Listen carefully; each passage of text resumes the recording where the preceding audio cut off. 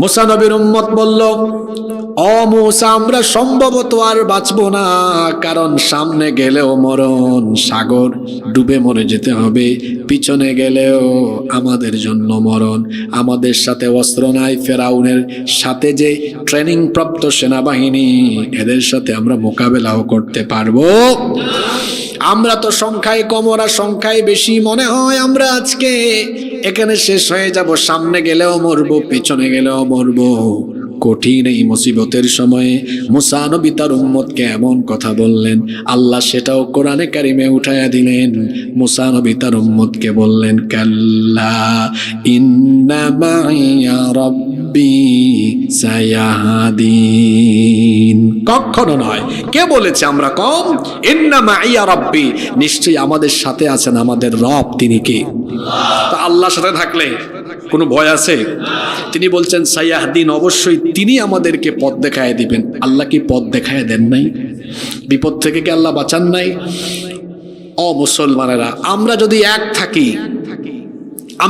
থাকি, আমাদের ম্যান্ডেট কি আছে কি নাই, আমাদের লোকবল কত আছে, আমাদের কি কি অপূর্ণতা আছে, গ্যাপ আছে, এটা নিয়ে আমরা চিন্তা করা লাগবে না। সব গ্যাপ আল্লাহ পূরণ করে দিবেন। ঐক্যবদ্ধ থাকলে আল্লাহর রহমত যখন আসবে, তখন এই শক্তিশালী মুসলিম জাতিকে মোকাবেলার কেউ আর থাকবে না।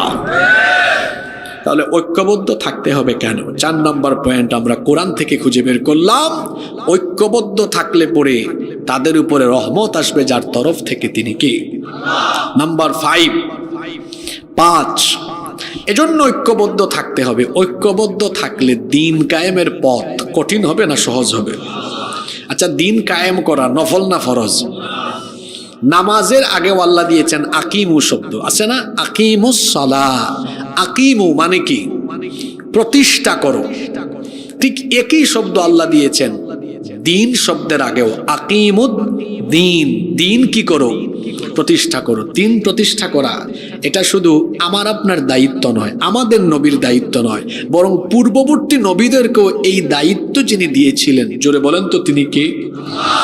কোরআনুল কারীমের 42 নম্বর সূরা, সূরাতুশ শূরা এর 13 নম্বর আয়াতে আল্লাহ তাআলা বলছেন, শারা'a লাকুম মিনাদ-দীনি মা ওয়াসসা বিহি নূহান ওয়াল্লাযী আওহাইনা ইলাইকা ওয়া মা ওয়াসসাইনা বিহি ইব্রাহিমা ওয়া মূসা